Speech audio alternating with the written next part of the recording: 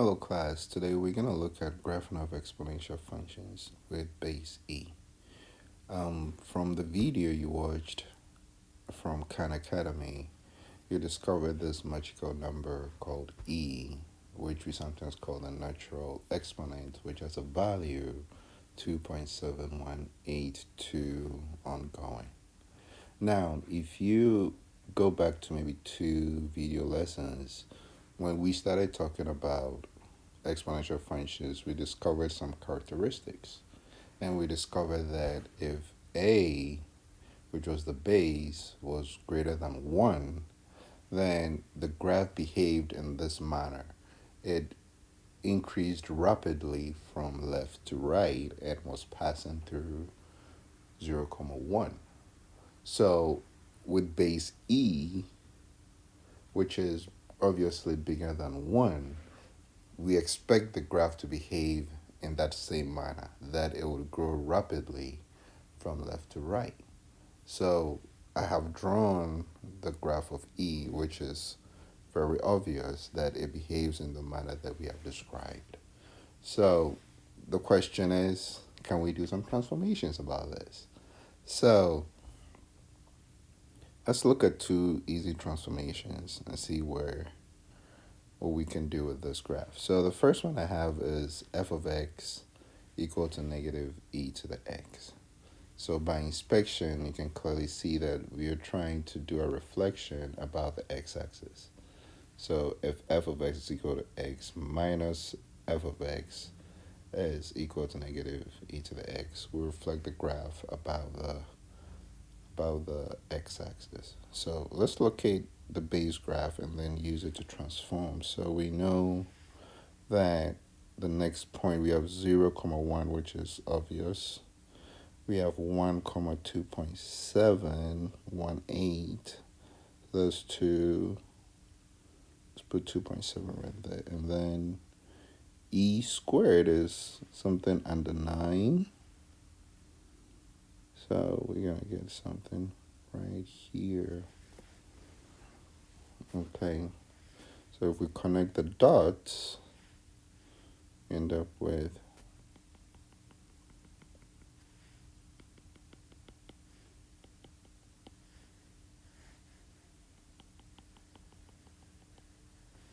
we get something like that. So this is f of x is equal to e to the x. Now, let's try and graph negative e to the x. So this is going to reflect about the x-axis. We end up with that location for 0, 1. At x equal to 1, I'm at negative 2.7. That's somewhere there. And then at 2, so 1, 2, 3, 4, 5, 6, 7, 8, 9. I'm somewhere under 9. So if you try to sketch this, it's going to look like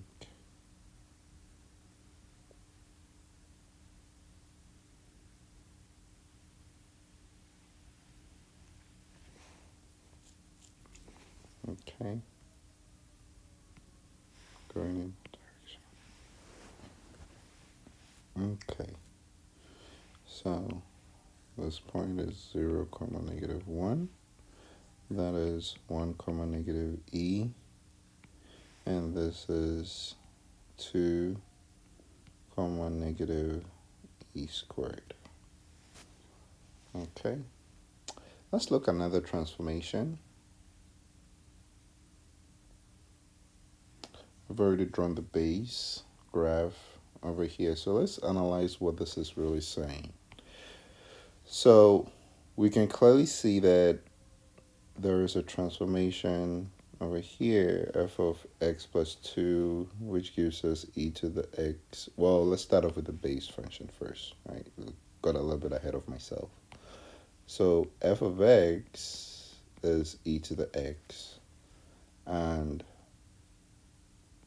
f of x plus 2 is e to the x plus 2, which is saying we have a, and put it over here, we have a horizontal shift by 2 units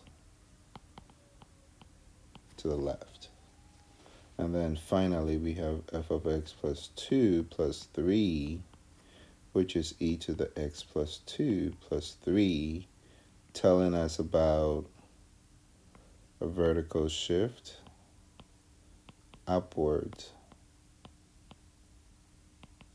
by 3 units. All right, so now that I have the base graph, let me draw my horizontal asymptotes.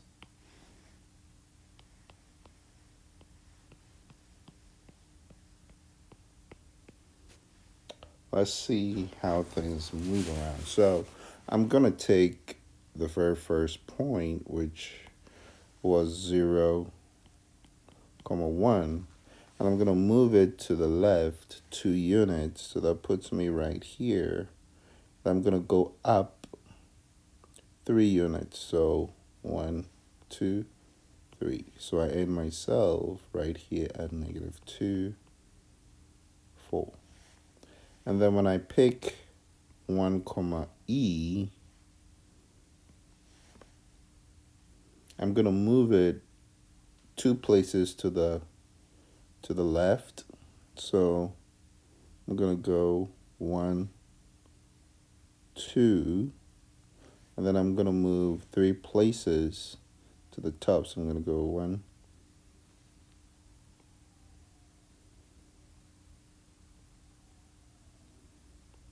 1,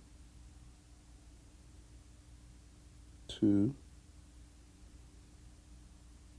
and kind of 3 right there.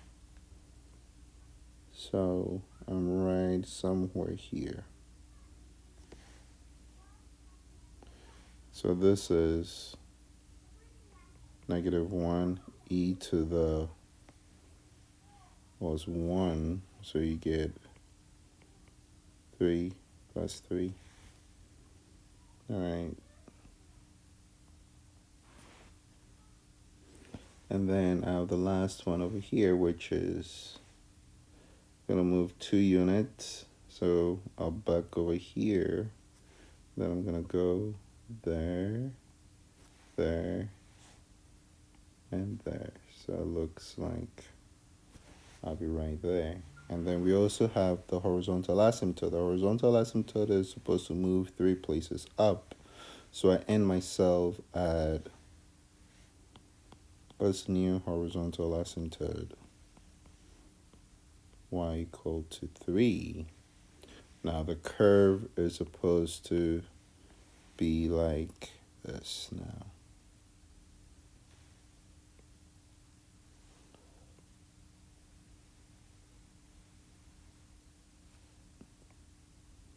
Let me try to redraw that again.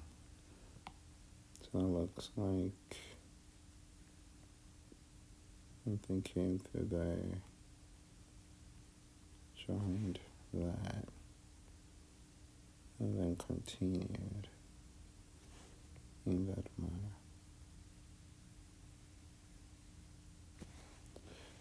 Okay, so that is the graph when I move it e plus 2, e raised to the x plus 2 plus 3 from e to the x. So I hope this was helpful in figuring out transformations of e to the x. And I'll see you in the next video. Okay? All right.